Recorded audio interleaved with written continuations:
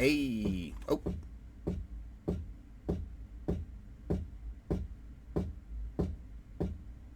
Industrial. I missed everything!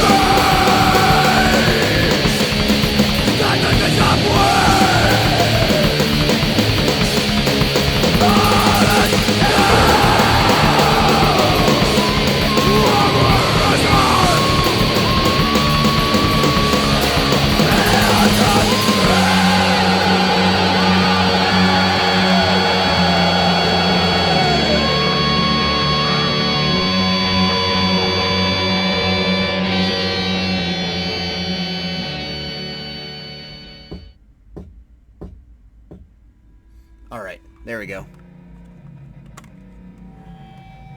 Boom. How y'all doing? Welcome back to Ground Zero Salem. I'm Pat, as always. We're listening to Pariiah. This is Swallowed by Fog. Debut EP on Trip Machine Laboratories. Came out earlier this year.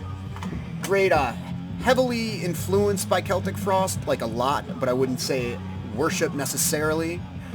It's a good band. I believe a studio-only project with Nate Wilson, who played in Devoid of Faith, Das Oath, and many others. He used to run Gloom Records. Him and a couple other folks. Great EP. Been spinning it a ton this year. Probably if I bother with a 2021 list, it'll be on there somewhere. A lot of the Celtic Frost riffing, like I said, but I'd say there's some kind of like St. Vitus trad doom in there. A little bit of hardcore punk, maybe some winter even. Very, very good release. Right up my alley, fits perfectly with my mood lately, all that stuff from last update. So, speaking of last update, I've been on, a bit of a wormhole lately, as an OCD weirdo tends to go down. Lots of sludge and doom stuff. Prior to that, I was jamming out to a lot of post-punk and a lot of international hardcore, D-beat, and crust. Throughout all this, I've still been buying up a ton of stuff outside of that, other types of punk, as well as varying subgenres of metal. So I figured I'd corral together a bunch of the metal stuff, do that on this update, and then maybe later this weekend, probably next week or the week after, do one around the punk stuff. So, all metal this update. Varying subgenres, death, a little bit of black. I think there's one black metal release, some trad heavy metal, thrash, crossover, grind. You know what I like. If not, if you don't know me, my name's Pat. This is my channel. Welcome. At the top here, it's all 2020 and 2021 releases. Some recent stuff, some stuff from last year that I missed out on. I figured get that out of the way first. First up, Asphyx, Necroceros, or Necroceros, not sure which one's the correct pronunciation. Pretty much legendary Dutch death metal stuff. I don't have the same connection to Asphyx that I do some of the other heavy hitters from death metal from the 90s, simply because I never discovered Asphyx during their heyday. I didn't get into them until my 30s when I was a bit more jaded. Very important, obviously. Riff-oriented, lots of doomy kind of passages going on with all their classic material. This new one is very doomy. There's a lot of slow stuff on this. The song that's smack dab in the middle, 3 Years of Famine, fantastic song. One of the better kind of doom death, for lack of a better term, kind of songs that I've heard in a while. I never felt quite comfortable calling Asphyx doom death because I always kind of relate that to like early Paradise Lost and My Dying Bride. I feel like doom death should have like a gothic element. Who knows? I'm weird. At any rate, meaty riffs on this, very strong, very like great gristly guitar tone that's reaching towards almost an HM2, but isn't that. Martin Van Drunen sounds like he might be slipping slightly, but still sounds like some kind of mind flare that needs a cough drop. Actually, that doesn't make any sense because mind flares are psionic. Let's say an Umber Hulk that needs a cough drop. We'll go with that. Some monstrous larynx-punishing vocals. Considering what he's been putting his voice box through the past 30 years, he sounds amazing. Great riffs. The fast songs on this are awesome, utilizing a lot of thrash beat kind of circle pit inducing sort of things on there. And not all the slow songs are doomy either. There's a lot of like kind of almost warlike mid-tempo marching into battle kind of stuff that wouldn't be too lost on a mixtape next to like some Bolt Thrower or Memoriam or something like that. Very, very good. Then you got the new Enforced. This is a cool release too. Killgrid, this came out on Century Media. Thrash band from the Virginia area. Second release, technically their first album. Their last one, At the Walls, was a compilation of a couple of demos and some other tracks all remixed. So this is their first proper studio album, all recorded in one go. Big progress from their earlier stuff. They've gotten a lot heavier on this. Their last one seemed to be more under the umbrella of like that modern crossover stuff of kids that equally come from hardcore as they do metal. I'm thinking of course, Power Trip, Foreseen, Red Death, bands like that. That you could hear a lot of NYHC metal, hardcore kind of influence with that stuff, namely Killing Time and Leeway, Cro-Mag's Last Wishes with a lot of those bands. And I felt that the early Enforced stuff did that and did it really well.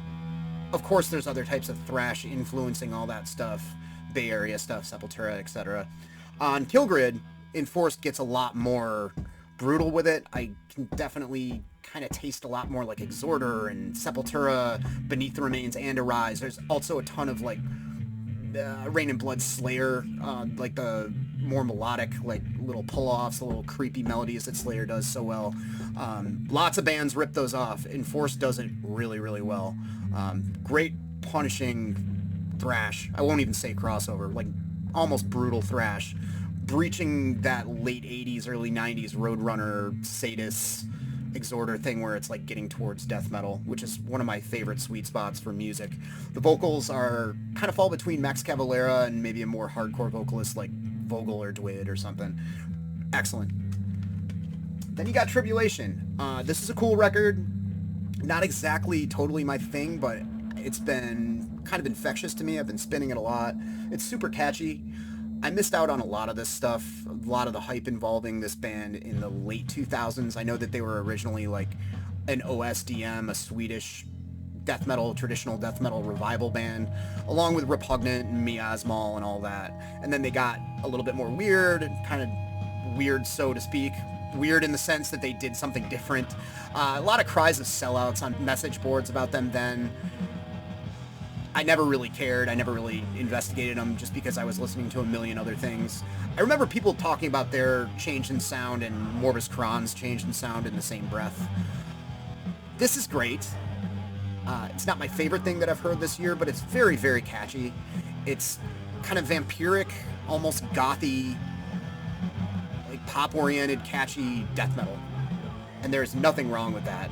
Very cleanly produced, very hummable, and a lot of it does have sort of a death rocky kind of vibe, which I always appreciate, especially lately. So, Tribulation, When the Gloom. I hate reading things in Old English font. Where the gloom becomes sound. Then you've got this Autopsy live record, live in Chicago. This came out in 2020. All the past ones were 2021. We're getting into 2020 now. Traveling back in time. So this is pretty much a best of. I mean, it's a live album that's recorded perfectly. I don't think there's any overdubs or like anything like that. It sounds great. It's Autopsy over the years, set list. That's all their best tracks, all the newer stuff that really hits well. Excellent flow, really long set list, and it sounds amazing. In the Grip of Winter on this is worth the price of admission alone. If you like Autopsy, this is a good one to get. I mean, it's one of those deals where it's a live album that sounds better than some of the studio recordings originally. So, if that sounds good to you, if you like Autopsy, you can't go wrong there. Then the Cadaver record that came out late last year, Eder and Bile. This is okay. I don't think anybody who likes hallucinating anxiety or in pains will be disappointed by this. It's a little bit different in sound than those early records by Cadaver. You could tell that they spent their time doing Cadaver Inc. in between and whatever other projects. Recorded very well, almost clinically. They didn't go wrong with the drum sound, though. It's not like clicky drums. The drums sound good. You know, it's got a bit of like black metal coldness to it, but it very much is a straightforward death metal kind of record, traditional death metal style. The riffs are almost kind of thrashy here and there. I like it. It hasn't really stuck with me that much, but it sounds good while I'm listening to it. It's enjoyable. Then you've got Venomous Concept. Politics versus the Erection. Got the part of the hype stickers covering that up, but you can see it's half Alfred E. Newman, half Donald Trump. What are they trying to say? The thing is, I don't really know if anybody under the age of like 37 gets the reference for Mad Magazine. Like, do people know what that is anymore? It just shuttered its doors, Mad Magazine, R.I.P. But yeah, this is a grind, sort of like hardcore punk project with Danny Herrera, Shane Embury, Kevin Sharp from Brutal Truth, and another guy. Sorry, other guy, not familiar with your work. Buzz Osborne was involved in this project at one point. Venomous Concept being a play on Poison Idea. Real clever there. I like this okay. When they play fast, the punk riffing is really good. They seem to go into like that sort of half discordant smashing kind of thing that Napalm Death did on their last record a lot. And I liked it a lot when Napalm Death did that. It's a very Shane Embury tactic to do that. And, you know, Shane Embury has mostly done really, really good stuff. But what it shakes out on this is it just kind of feels like a side project kind of thing. Also, the recording of it is that very, like, weird, like, mid to late 2000s relapse style where it's noisy, but it's contained noise that seems like very carefully digitally recorded. There's a little bit of an effect on Kevin Sharp's vocals that makes them sound sort of weirdly processed. I don't know. It's just not my thing, the way this style of recording. If you listen to like some of the last stuff Nazem recorded, I think that's what I'm talking about, that kind of style. And again, that's kind of how that last Napalm Death record was recorded, but that sort of post-punk thing they were doing with it, like the recording worked for it. I don't know. At any rate, this isn't half bad. I like about half of it. I really should give it a few more spins to really decide whether or not it's for me, or if it's a flip-worthy record. I had an earlier record of theirs, and I thought that was okay, too. Alright, so that's newish stuff. Let's get into the holes that I've filled here. One of which, this is an earache crater that needed some spackle. Spazztic Blur. This is one of those deals where I had the Grind Crusher comp as a kid, bought it in 91 or 92 on cassette, and immediately fell in love with Morbid Angel and Godflesh and everything. And then over the years, over the decades, I was like, man, I need to get that Filthy Christians record. I need to get that Lawnmower Death stuff. Finally, I've gotten to the level of, I need to pick up Spazztic Blur and Old Lady Drivers. Old Lady Drivers are next. Spazztic Blur is a fun band. Recently, Matt over at The Dark Path described Pan.thy.monium as a metal version of Mr. Bungle. And that's a great apt comparison. I'm going to be talking about Pan.thy.monium also during this update, so I'm going to have to avoid that. But Spazztic Blur also makes me feel that way. Like, lots of random stuff going on. A lot of crossover and thrash and grind. This is a side project of, or another band featuring members of Wehrmacht from the Pacific Northwest. It's a cool random release. Like, you could see how maybe you could find parallels between this and Power Violence, only in the sense that there's a lot of fast, crazy parts, and there's a lot of inside jokes and goofiness to it. It could also be compared to maybe like a faster, weirder Ludachrist or something along those lines. It's a fun record. I'm glad I'm picking it up now. I think this might have confused me or disappointed me when I was younger. But yeah, originally came out on Earache sometime in the early 90s. Alright, so the Pariiah's over. Next up, I'm going to be playing this Burning Wind demo. This is local band from Boston. Members played in other bands, like every other band in existence, including Fast Death, Human Bodies, and some others. It's sort of crusty metallic, fast hardcore. Seems to have like a pretty prominent like Japanese influence. I like it a lot. I hope you will too. So next in the pile, another one that I've been meaning to get for years. Psychic Possessor, Toxin Diffusion. Brazilian stuff, Brazilian crossover, but also Brazilian. What I mean by that is, you know, it has a lot of the key elements of crossover where the bass dropouts, where it's just the bass going, gang choruses and stuff like that, but there's a certain brutality to the vocals, there's a certain weird reverb all over everything. It has an overall kind of bestial feel to it, but also has a lot of the sort of the genre trappings of crossover, which is quite a nice mix for me. I remember Finn McKenty actually talking about this in his old blog, more or less making fun of the cover art, the Metal Inquisition blog that was huge like over 10 years ago. Always wanted it since then. Then we've got some classic German early 80s heavy metal. Stormwitch, Walpurgis Night, maybe an example of early power metal, you could say. Great kind of soaring vocals. Everything's got kind of a grim horror aesthetic in terms of like lyrics and imagery and everything. There's great song titles: Priest of Evil, Werewolves on the Hunt, Walpurgis Night. Title track's a banger. It has almost sort of a boogie shuffle to it, but it's like a power metal song. The vocalist is good at what he does. I mean, he's got a good range and everything. As far as falsettos go, the only thing with it is that it sounds like it's ripped directly from vinyl. For me, that actually adds to the appeal a little bit. It's got a certain rawness to it, but for others, it might be a detractor. So if you're looking to pick this up, keep that in mind. I know the OGs on vinyl are pretty pricey. This is Battle Cry Records reissued this, God knows when. Then this has been on my list forever. This is an Atrocity 2-on-1, the Atrocity from Connecticut, not Germany. Infected and the Art of Death. It's weird, I'm not sure exactly why people don't talk about this Atrocity more, if it's because of the other band of the same name or what.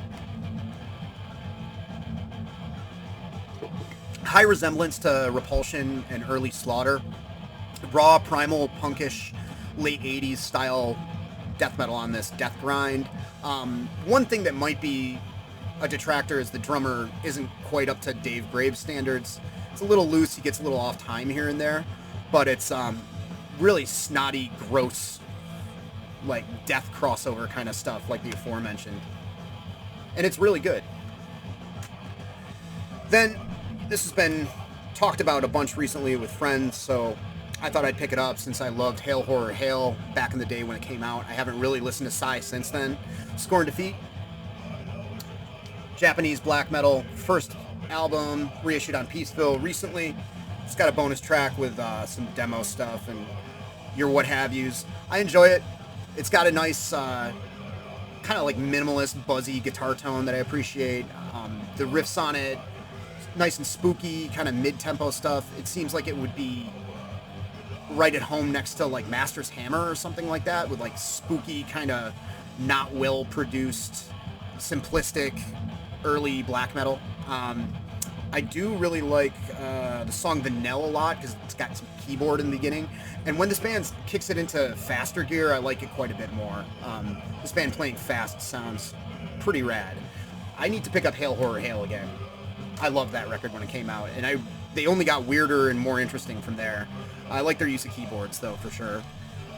Oh, I should have thrown this in with the new stuff pile, but what are you going to do?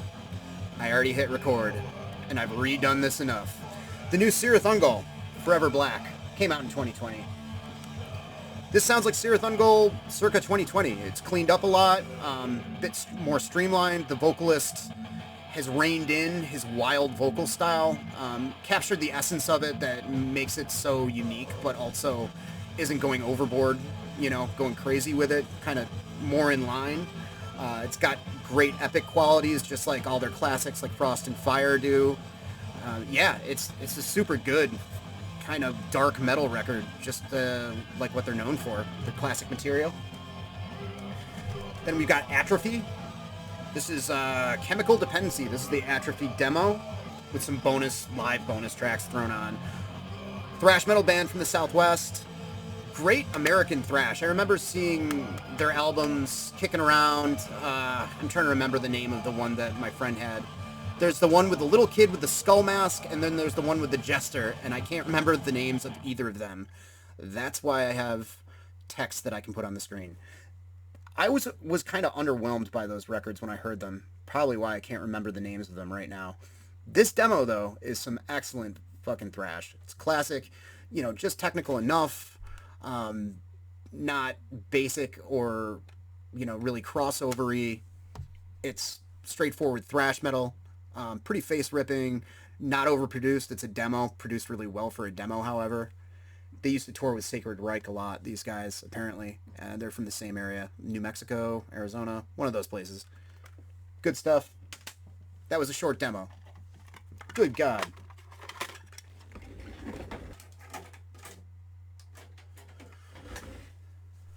Socialized Hate. That was one of them. Next up, we got Scalp. Another tape here. Domestic Extremity.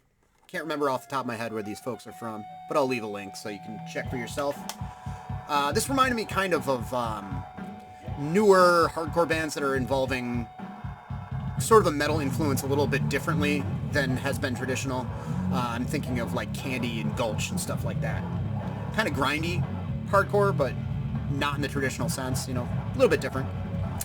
Anyways, next in the pile, At the Gate Slaughter of the Soul. What do I need to say? I needed to pick this up. I never owned it. One of the many albums that I think of as when I was younger that I have memorized that I never owned because everybody played, just never got around to buying it. But I heard it at parties and hangout sessions with friends. I knew I needed to own a copy. And it took a while because there were so many bands ripping this off and doing it poorly that my impressions of it were pretty soured for like well over a decade. But going back to it now, it's perfect melodic death metal stuff when the band decided to go in sort of a thrashy direction, of course.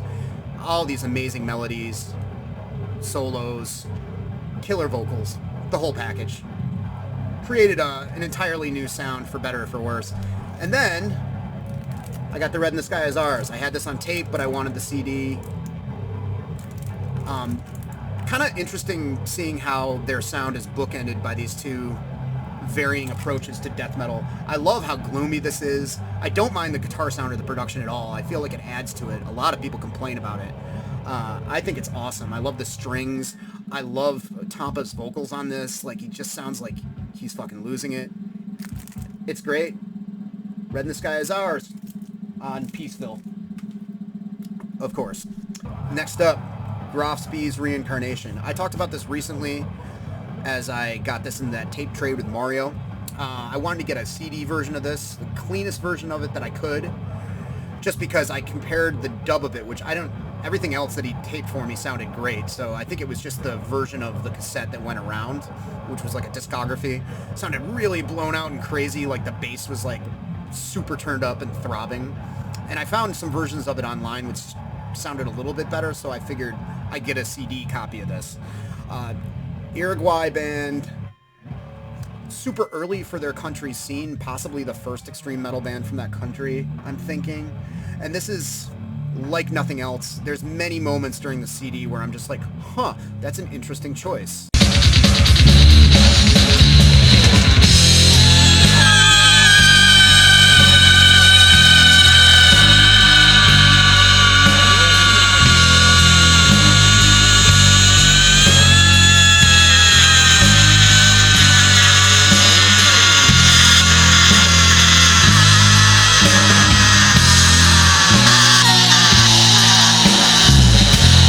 Got, you know, the 50-watt practice amp set on fire kind of guitar tone to it, thin and fuzzy and feral and weird, vocals that go all over the place, song structures that meander, and I love it. It's really, really cool. Then we've got the follow-up album, by Graf Spee, and this is a little bit more together. This is a little bit more tonally, as far as guitar tones, a little bit thicker. The vocals are a little bit more upfront, a little bit more throaty and growling, but also still just as interesting. Then, Intestine Baalism, band that I have to thank the YouTube metal community for introducing me to. A couple of different people, including Ben, Wyatt, and some others have talked about such a cool, like, combination of styles. Car crash of melodic death metal and slammy early suffocation from Japan. This is an Anatomy of the Beast. Came out on Repulsive Echo in 1997, it looks like.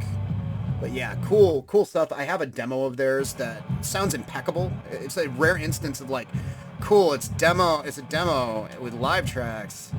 this won't turn out disappointing, and it sounds amazing. Like, the live tracks sound just as good as the demo, which sounds awesome, and this is also produced impeccably. Great melodies, great, like, bordering on kind of slammy, brutal parts. Then, Paul Speckman's own Abomination. This is a Metal Mind reissue. I really like the Metal Mind treatment with a lot of these. I love that little holographic sticker. I love the digipacks. I like the gold CDs. I just like the job they do with it. Not too far of a cry from Deathstrike or Master. A little bit more on the thrash metal end of things. The vocals are slightly less like monstrous, a little bit more yelly. There's a little bit more of a hardcore thing going on, maybe a little bit there. Slightly sloppier than those bands too, but that doesn't detract from me. I love things to be a little bit on the messy side. Messy, angry thrash from Chicago. Then Voivod's Angel Rat. Again, you know, one of these deals where I remember when this came out, I may have heard it at some point. I didn't really get into Voivod either until I was in my mid to late 20s. It was like never a junior high kind of thrash metal band for me. I was confused by how raw the early records, the first two records were, and they were kind of unlistenable to me, and everything past that was a little too weird.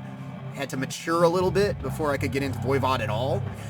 Since then, they've gotten to be up there as far as like 80s thrash bands. You know, I think they're so well regarded because there's nothing quite like them. Obviously, I think most people would agree about that. And I never really checked out more than anything past Nothing Face, which I'm kind of meh on that particular record. I heard a bunch of people here and there talking about Angel Rat and The Outer Limits and how they're really good, and I think this is great. I am enjoying this immensely. It's like a more streamlined, almost catchy, radio-friendly Voivod. I don't think that's a bad thing at all. Like, there's a fair amount of heaviness. There's almost kind of like a straightforward kind of Motorhead-paced like rockishness to it, but it's still weird and spacey and Voivod-y. It's awesome. It's awesome. Maybe by the time I'm 75, I'll have caught up with their discography. Then, Swordmaster with Postmortem Tales. I know that this isn't the Swordmaster record to get, according to people in the know that I speak to regularly. However, this does rip. It's great black thrash, probably leaning more on the thrash, evil thrash side of things, more so than black metal, I'd say. Intensely, violently kind of melodic, lots of twin leads and all that kind of stuff. I remember this being a big deal when it came out, or this band being talked about kind of along the same lines as bands like Witchery and other stuff like that, Aura Noir and all that. And this was cheap in a distro, and I was just like, hell yeah, man. And it's a barn burner. It's a paint peeler, and I dig it. Then you've got the Banished CD. This just came out again. I think it was recently reissued by Peaceville. This is Baphomet from Buffalo, New York, if you didn't know. They had a legal dispute, had to change their name. There was another Baphomet from Germany, so they had to kowtow to them and change their name to Banished. I don't know if they ever really recovered from it, because this is the last thing they did, as far as I know. Maybe they just decided to call it a day. Who knows? This, if you like Dead Shall Inherit by Baphomet, there's absolutely no reason you wouldn't love this too. This is Deliver Me Unto Pain. Maybe a little bit more chunky and moshy than Dead Shall Inherit, but only slightly. There's a lot of parts of this that almost seem like proto-slam to me. A lot of like open E chuggy parts that almost seem like something akin to like, I don't know, like tough guy hardcore. I don't think that's intentional though. There's a lot of that in a lot of northeastern death metal from the early 90s. That's why I like so much of it. Yeah, super violent, brutal, guttural, heavy as fuck, Cro-Magnon death metal. Then Gorefest, La Muerte, another Metal Mind reissue here. And I'm not sure if this is the Return to Form record. I think it is. They went through like a kind of awkward death and roll period that I don't know too much about. This record's good. It's good, solid Dutch death metal. Relatively simplistic, chunky, a lot of mid-paced heaviness going on. Fits right in along with Asphyx, you know, who I just spoke about at length. I like this. It's no mind loss to me, but it's certainly enjoyable. Had to flip the tape over there. This is going to be the second side of the Scalp tape. So, got a couple of Cerebral Fix CDs here. Tower of Spite, I have like a very specific memory attached to. It's one of those kind of deals. All right, I can pick up a cue. Picture it. Sicily, 1912. But I never really listened to it in depth until I bought this. The memory is that I used to go to this one mall, ride my bike there, you know, lawn mowing money, get a tape or two, whatever. And my mentor for discovering a lot of death metal, thrash metal stuff was this dude named Jeremy that was probably in his late teens or early 20s at the time. You know, to a kid who was just getting into extreme metal, coolest possible person in the world. Was a pretty cool guy anyway, but I mean, he was at that age already. He had like immolation and creator tattoos, and he was always recommending me whatever, Cannibal Corpse, Deicide, stuff like that. So I ran into him and he was like, yeah man, I just got this Cerebral Fix tape, Tower of Spite, looks really cool. Not sure if, I listened to it already, I'm not sure if I'm into it yet, I gotta give it a little bit more time. It was that and whatever the Iced Earth record, probably the first one, came out then. Kind of funny to think of now with everything going on. So I always had this in the back of my mind. You know, a lot of people have talked about Cerebral Fix, read those, you know, that UK thrash metal book. I know Mark G with the C's probably talked about him and stuff, and I was like, I gotta go back, because I know they have connections to some of the Crust stuff, and they share a member with like Verrukers and Sacrilege and stuff, so I want to go and see what it's all about. So I picked up both of their CDs, the aforementioned Tower of Spite and the follow-up Bastards from 91. Tower of Spite came out in 90. And this is just a great thrash metal record. It sounds like a less techy, slightly more crossover-leaning Coroner to me. It has like a kind of a cold vibe. It's technical enough, but it doesn't go crazy. It's super like venomy kind of spat thrash vocals leading the charge with it. Very enjoyable, like it a lot. And Bastards is a little bit more slowed down. I can certainly hear the riff style being not all too different from that Turnbite Trilobite album. There's little doomy things kind of creeping in. I know a lot of people in the UK were taking influence from Trouble at the time, and I can kind of hear that, but it's still very firmly rooted in thrash metal. Under it all, there's just a slight punk vibe.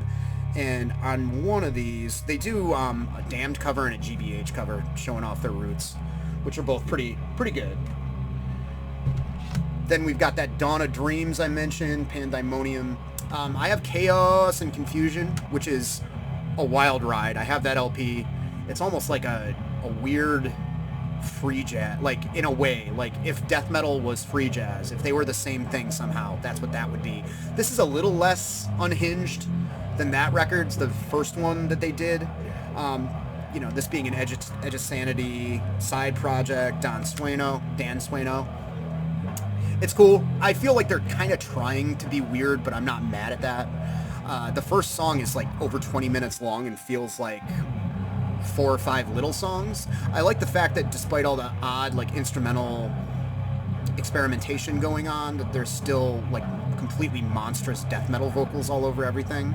That makes it fun for me.